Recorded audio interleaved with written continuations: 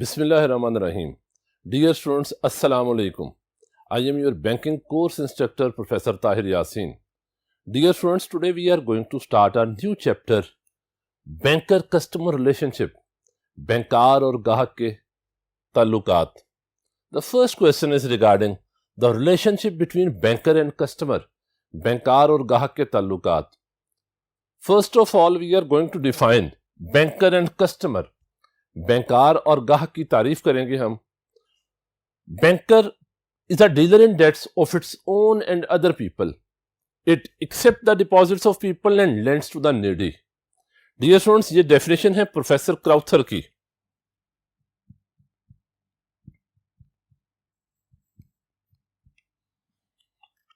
यहां पे एक दो चीजें जो काबिल जिक्र हैं जिनपे हमें फोकस करना है, जिन पे हमको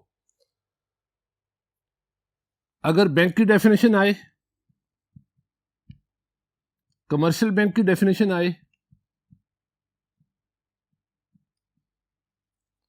या बैंकर की डेफिनेशन आए तो हम क्राउथर की ये डेफिनेशन लिख दें, तीनों डेफिनेशंस का पर्पस फुलफिल हो जाएगा. यहां पे अगर ये एक डेफिनेशन हम याद कर लेते हैं तो यही सेम डेफिनेशन हम बैंक में लिख सकते हैं, हम कमर्शियल बैंक में लिख सकते हैं और हम बैंकर में भी लिख सकते हैं. तो एक ऐसी ऑफर ऐसे होता है ना, buy one get one free, यह है buy one get two free. एक तारीफ याद करने से हम वही डेफिनेशन दो जगहों पे लिख सकते हैं. इस डेफिनेशन का मतलब क्या है? बैंक अपने और लोगों के कर्ज का कारोबार करता है, ये लोगों से अमानतें वसूल करता है और जरूरतमंदों को कर्ज जारी करता है. Bank is a dealer in debts of its own and other people. It accept the deposits of people and lends to the needy. Now dear students, moving towards next definition of customer. Customer ग्राहक को कहा जाता है. A customer is one who has an account with the banker. ग्राहक वो शख्स है जिसका बैंक के साथ खाता हो. यह अकाउंट कोई भी हो सकता है, current, saving, fixed, foreign currency account, आसान अकाउंट, कोई भी अकाउंट हो सकता है. और for whom a banker habitually undertakes to act as such. जिसके साथ बैंकर रेगुलर बेसिस पे इस तरह के कोई भी ट्रांजैक्शन कर रहा है, ऐसा शख्स ग्राहक कहलाएगा. Now dear students, moving towards the relationship between banker and customer. सबसे पहले स्टार्ट करता हूं बेसिक रिलेशन, बुनियादी ताल्लुक क्या है बैंकर और कस्टमर का.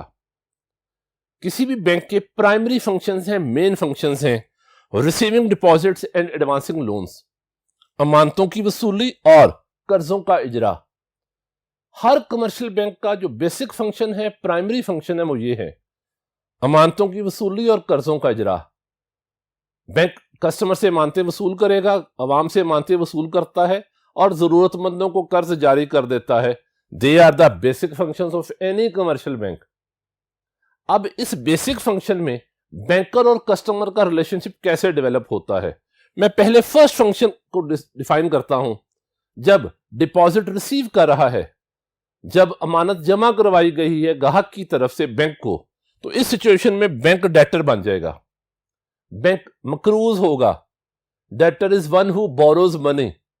जबकि कस्टमर क्रेडिटर होगा. क्रेडिटर मींस लेंडर, कर्ज खा.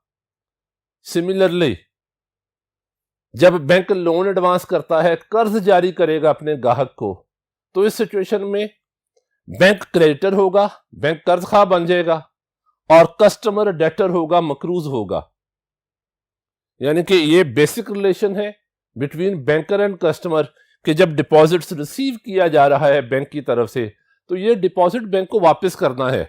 इस डिपॉजिट को वापस करने की वजह से बैंक मकरूज होगा, डेटर होगा, और कस्टमर को ये पैसा वापस मिलना है. कस्टमर क्रेडिटर होगा, लेंडर होगा. नाउ डियर स्टूडेंट्स, ये था basic relation. Now moving towards other relations between banker and customer.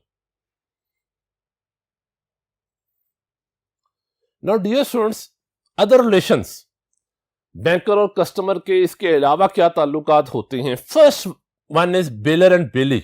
Baler bailee relationship develop कैसे होता है? ये बड़ा ट्रेडिशनल किस्म का, बड़ा कन्वेंशनल किस्म का एक रिलेशन है. कस्टमर जब अपनी वैल्यूएबल्स, अपने इंपॉर्टेंट डॉक्यूमेंट्स, अपने प्रीशियस आर्टिकल्स बैंक के पास जमा करवाता है, तो इस सिचुएशन में बेलर और बेली का रिलेशनशिप डेवलप हो जाएगा. ग्राहक ने लॉकर फैसिलिटी ली बैंक से और उसमें अपनी कीमती अशिया, सोना, चांदी, हीरे, जवाहरात foreign currency, price bonds, stock certificates, ये चीजें जमा करवा दी लॉकर में। इस सिचुएशन में बेलर और बेली का रिलेशनशिप डेवलप होगा। इस सिचुएशन में बेलर होगा customer, whereas bailee is the banker. Next one is mortgagor and mortgagee. Dear student, सबसे पहले हमें मॉर्गेज का पता होना चाहिए। मॉर्गेज रहन कहते किसे हैं? मॉर्गेज में कस्टमर ने, ग्राहक ने अपने इमूवेबल प्रॉपर्टी बैंक के पास रखवाई, उसके डॉक्यूमेंट्स रखवाए और बैंक से लोन ले लिया। इमूवेबल प्रॉपर्टी कहा जाता है गैर मनकूला जायदाद को, which can't be moved from one place to another, जिसे एक जगह से दूसरी जगह मुंतकिल ना किया जा सकता हो। Example is plot, land, building, shop, plazas, ये सारी इमूवेबल प्रॉपर्टीज आती हैं। मॉर्गेज में ग्राहक अपने इन जो कीमती अशिया हैं, इनके जो ऑनरशिप के डॉक्यूमेंट्स हैं, वो बैंक के पास रखवा लेगा बतौर सिक्योरिटी और बैंक से लोन ले लेगा। इस सिचुएशन में बैंकर और कस्टमर का एक रिलेशनशिप डेवलप होगा, जिसे मॉर्गेजर और मॉर्गेजी का रिलेशनशिप कहा जाता है। डियर स्टूडेंट्स, यहां ये चीज याद रखिएगा, इसमें टी साइलेंट है, इसे मॉर्गेज पढ़ा जाएगा, मॉर्टगेज नहीं पढ़ा जाएगा इसे। The actual pronunciation is mortgage. अब इस सिचुएशन में कस्टमर मॉर्गेजर होगा और बैंक मॉर्गेजी होगा, जो आपसे important documents as a security या कोलेटरल लेकर आपको लोन इशू कर रहा है। Now dear students, moving towards next, principal and agent. Dear students, principal मालिक को कहा जाता है, एजेंट नुमाइंदे को कहा जाता है। सबसे पहले हम एजेंट देखते हैं। बैंक अपने कस्टमर के एजेंट के तौर पर काम करता है। उसके कहने पे कलेक्शन पेमेंट करेगा, चेक्स की डिविडेंड कलेक्ट करेगा, उसकी इंस्ट्रक्शंस को फॉलो करेगा, सेल परचेज करेगा उसकी सिक्योरिटीज की। वेयर एज कस्टमर प्रिंसिपल होता है, मालिक होता है, जो इंस्ट्रक्शंस दे रहा होता है, ही इज प्रिंसिपल। बैंक पे लाजिम है कि एजेंट के तौर पर काम करते हुए कस्टमर की यानी प्रिंसिपल की तमाम इंस्ट्रक्शंस को फॉलो करे। जो भी ऑर्डर्स पास ऑन किए जाएंगे कस्टमर की तरफ से, बैंक पे लाजिम है कि उसे एज इट इज फॉलो किया जाए। नेक्स्ट वन इज रब्बुल माल एंड मुदारिब। डियर स्टूडेंट्स, मुदारबा कंपनी है, मुदारबा ऑर्डिनेंस के तहत। मुदारबा is such a business in which one party contributes capital and the other party contributes skills। मुदारबा एक इस्लामिक मॉड ऑफ फाइनेंसिंग है, जिसमें एक फरीक सरमाया लगाता है और एक फरीक मेहनत लगाता है। जो पार्टी सरमाया लगाती है उसे रब्बुल माल कहा जाता है, और जो फरीक मेहनत लगाती है, स्किल अपनी लगाती है, उसे मुदारिब कहा जाता है। तो हमने कंक्लूड ये किया कि रब्बुल माल आसान अल्फाज में वो है जिसने माल लगाया हुआ है। माल लगाने वाला रब्बुल माल कहलाएगा और मेहनत लगाने वाला, अपना हुनर और सलाहियत लगाने वाला मुदारिब कहलाएगा। डियर स्टूडेंट्स, वैसे ही दो फंक्शंस हैं बैंक के, रिसीविंग डिपॉजिट्स, एडवांसिंग लोन्स, अमानतों की वसूली, कर्जों का इजरा। पहला केस डिस्कस करने जा रहा हूं। डिपॉजिट जमा करवा दिया कस्टमर ने जाके बैंक में, माल किसने लगाया? कस्टमर ने। कस्टमर रब्बुल माल बन जाएगा। बैंक क्या करेगा? बैंक अपनी स्किल्स के साथ, अपनी एक्सपर्टीज के साथ, अपनी महारत के साथ, अपने तजुर्बे की बिना पर उसी सरमाए को आगे लगाएगा, बढ़ाएगा। तो बैंक क्या कहलाएगा? मुदारिब। सेकंड केस में एडवांसिंग लोन्स, बैंक आपको कर्ज जारी कर रहा है। इस सिचुएशन में जब बैंक ने आपको लोन दिया तो माल किसने लगाया? Answer is bank. और जो माल लगाए वो क्या होगा? रब्बुल माल। माल लगाने वाला रब्बुल माल है। जब बैंक ने आपको लोन एडवांस किया तो बैंक कैपिटल इन्वेस्ट कर रहा है, बैंक माल लगा रहा है, और जो माल लगाएगा वो रब्बुल माल कहलाएगा।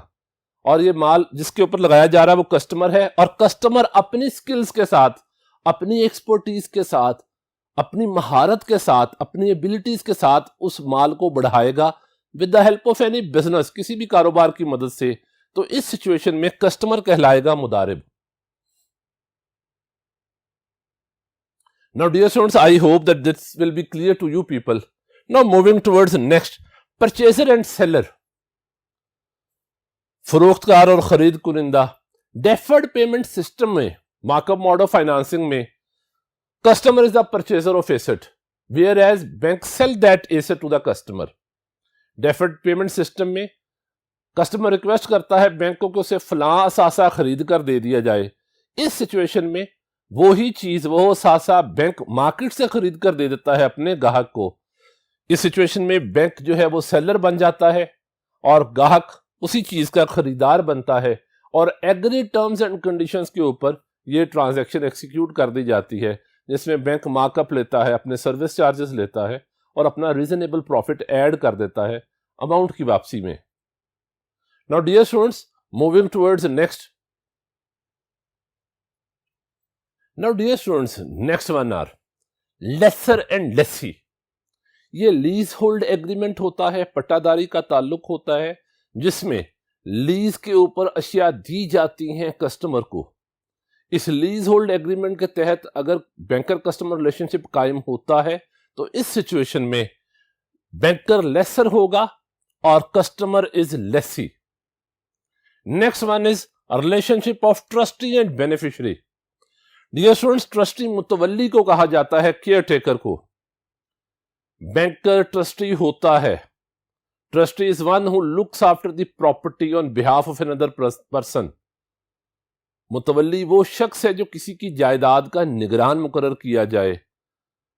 कस्टमर रिक्वेस्ट करता है बैंक को, जिसकी बेसिस के ऊपर बैंक ट्रस्टी की सर्विसेज भी फराहम करता है अपने ग्राहकों को. Second one is beneficiary.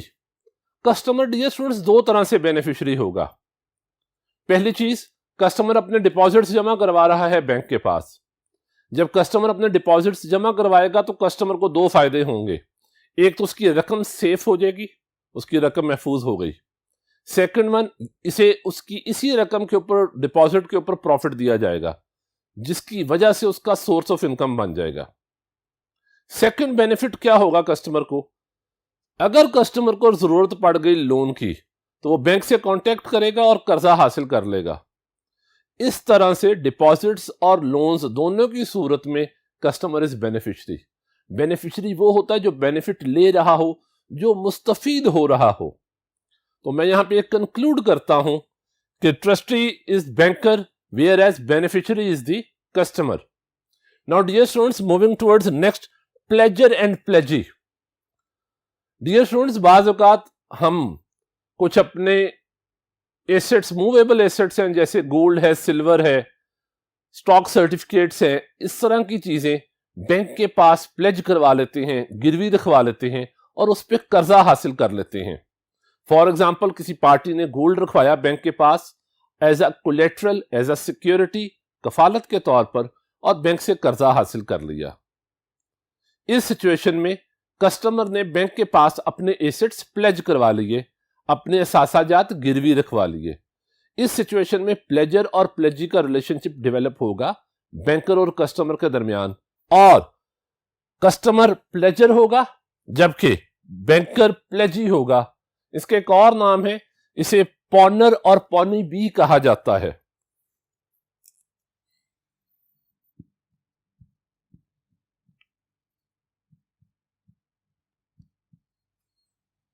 यानी in other words, pledger is also known as pawner and pledgee is also known as pawnee. तो अगर कोई ये टर्म भी आपको पता होना चाहिए. Now dear students, last one is hirer and ऑनरर.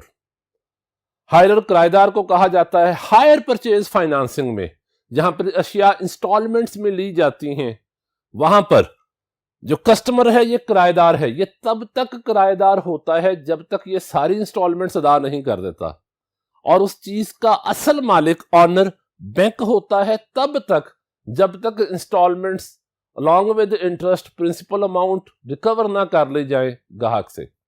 Higher purchase financing में कस्टमर की रिक्वेस्ट के ऊपर बैंक उसे हायर परचेज फाइनेंसिंग पे एसेट्स लेके देता है. इन एसेट्स का हायरर कस्टमर होगा जबकि एक्चुअल ऑनर इज बैंकर तब तक जब तक रकम अदा करके ये ट्रांजैक्शन फाइनलाइज ना कर ली जाए. जब ये ट्रांजैक्शन फाइनलाइज हो जाएगी फिर ऑनरशिप राइट्स कस्टमर के पास आ जाएंगे। Dear students, I hope that all this explanation proves very much beneficial for you in the better understanding of topic banker customer relationship. Thank you very much. Take care. Allah Hafiz.